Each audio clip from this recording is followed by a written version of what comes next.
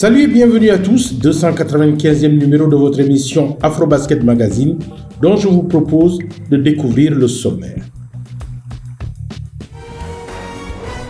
Un numéro entièrement consacré à la Women Basket League Africa qui vient de prendre fin au stade Marius Ndiaye de Dakar, au Sénégal. C'est ainsi que nous vous ferons le bilan de la compétition avec le coach Malik Daou. Mika Slam Dunk nous fera le portrait de l'équipe vainqueur du trophée. 12 équipes réparties en 3 groupes de 4 pour un trophée continental, avec des rencontres qui ont tenu en haleine les spectateurs. Tel était le menu proposé pour ce Women Basket League Africa, n'est-ce pas Malik Daou?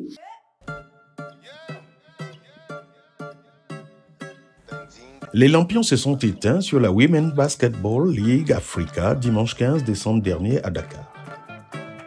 Et comme en 2018 et 2019, le Ferroviario de Maputo a surclassé tous ses adversaires.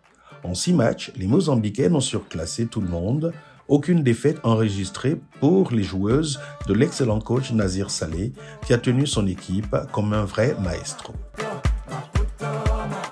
Alternant défense individuelle avec possibilité de boîte sur la meilleure joueuse adverse et défense de zone, Ingville de Makaoro et ses coéquipières ont été souveraines dans ce secteur de jeu, n'encaissant qu'une moyenne de 55 points par match. Cette base défensive a permis au Ferroviario de dominer le rebond et jouer sur sa grande force, le jeu rapide, fait de contre-attaque et de transition. Avec une moyenne de 13 interceptions par match, le club mozambicain a dicté sa loi à tous ses adversaires. Et à ce jeu, Makaoro s'est régalé en finale contre le Al Ahly du Caire avec ses 18 points, 7 rebonds, 4 passes décisives, mais 7 interceptions à elle seule.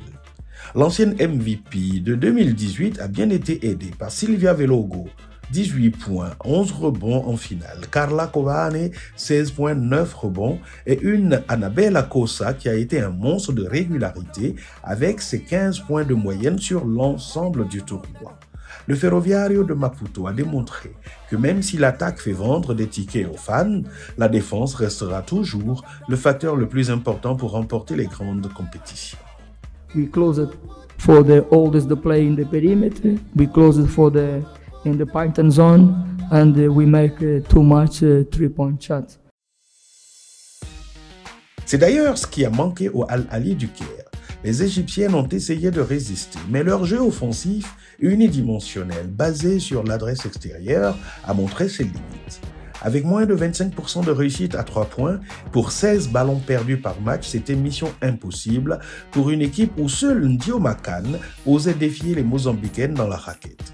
Sans variété offensive et avec une défense permissive, il était difficile de gagner. As you see, we all raised in Egypt, especially in Ahly Club, that we're always looking for what after the win. This is what based on all of us, even young players, all sports. Like we're always looking, okay, we won, what's after? L'APR du Rwanda s'octroie la 3e place du podium. Si le REG était le club rwandais le plus attendu, APR a su gérer ses temps forts et capitaliser dessus. L'expérience d'Italie Lucas, Shayna Pellington et Kirsten Bell, 3 joueuses à plus de 15 points par match chacune, a fini par payer. Mon expérience jouer dans cette compétition, ça demande bien sûr des joueuses expérimentées. Ça demande aussi une équipe forte. Les clubs hôtes ASC Ville de Dakar et la Jeanne d'Arc ont déçu. Surtout l'ASCVD, de qui on pouvait espérer mieux que cette 4e place. Les filles ne comprenaient pas l'enjeu de ce match-là, de cette compétition en général. Je constate simplement que nous avons lamentablement échoué parce qu'on peut organiser à Dakar et ne pas avoir une médaille. C'est un échec. La médaille de bronze, ça a été la moindre chose. Autant hier, on a été héroïque, autant ce soir, on a frôlé la catastrophe au niveau du jeu. Le Sporting Club d'Alexandrie, le champion en titre, a été méconnaissable. Le second club égyptien, 9e au classement, n'aura été qu'une pâle copie de ce à quoi il nous avait habitués, notamment avec une faiblesse technique incroyable. We are very disappointed, but we are building a new team. We have a lot of injuries and we miss 2 players that I have said before, the best players in the team. But we are expecting from the other players to come and make a good job here, but I think we didn't.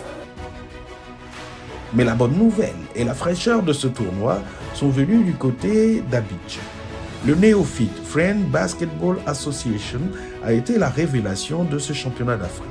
Les Ivoiriens, bien coachés par l'expérimenté Pape Benga Lemou, ont montré de très belles choses, gage d'un avenir prometteur. Pour un coup d'essai, une 5e place africaine n'est pas une infamie. Maintenant, pour le club abidjanais, il va falloir transformer l'essai. Ce qui est toujours plus facile à dire qu'à faire. Au sortir de ces rencontres épiques, un seul vainqueur, Mika Slam Dunk, nous le fait découvrir. 3e lors de la dernière édition de la WBA et aucun titre depuis maintenant 4 ans, Ferroviário Maputo de la Mozambique voulait remettre les pendules à l'heure et retrouver le sommet du basket féminin africain. C'est désormais chose faite, l'équipe vient de remporter le titre de WBLA sur le score de 81-72 face à l'équipe égyptienne de Al Ahly Sporting Club. Emmené notamment par le MVP de 2019, Ingvid Mukaro, auteur de 18 points, 7 rebonds, 7 passes décisives, et de Sylvia Veloso, le seul double-double de la rencontre, 18 points, 11 rebonds, Ferroviário Maputo, qui succède au Sporting Club d'Alexandrie de l'Égypte, remporte ici sa 3e Coupe d'Afrique après les sacres de 2018 et 2019. Une campagne 2024 dominée des têtes et des épaules. Dans le groupe B d'abord, les Mozambicaines ont survolé les débats avec 3 victoires en 3 matchs. D'abord, victoire serrée face à Reg, 78-74, et 2 gifles infligées à Jeanne d'Arc de Dakar, 64-30, et ASB Makoneko de la RDC.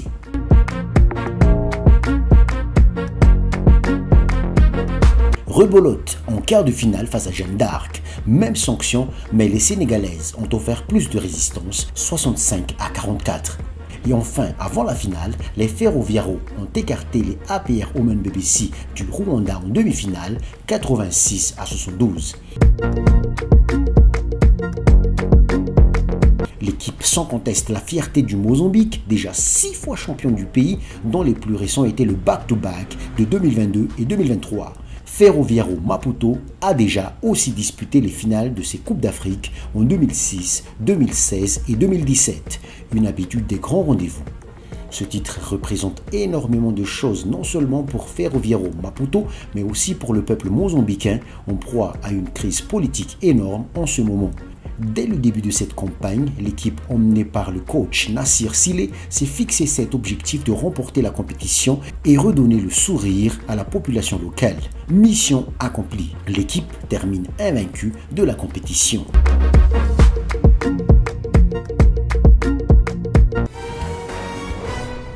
Sur la compétition, une joueuse a crevé l'écran de par son jeu et son intelligence. Afrobasket l'a rencontré.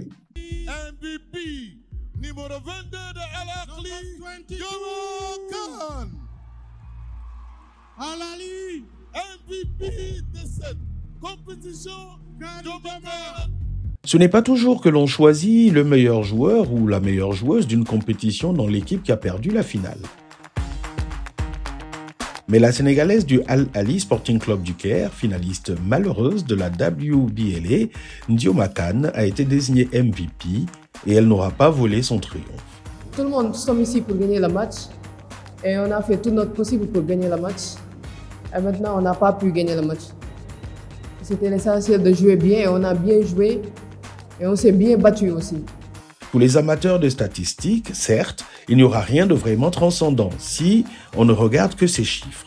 Mais pour les puristes, en revanche, Kane est une basketteuse accomplie, brillante dans tous les compartiments du jeu. Elle défend, marque des points, prend des rebonds, délivre des passes décisives et est très solide au contre. En plus, la joueuse de 25 ans n'a jamais eu peur de mettre les mains dans le cambouis tant que cela faisait gagner son équipe. En fait, on a bien joué et on a fait tout notre possible pour gagner cette match, mais la chance ne nous revient pas. Donc, c'était l'essentiel. Il y a 2 ans que cette joueuse polyvalente aurait déjà dû être sur tous les radars africains.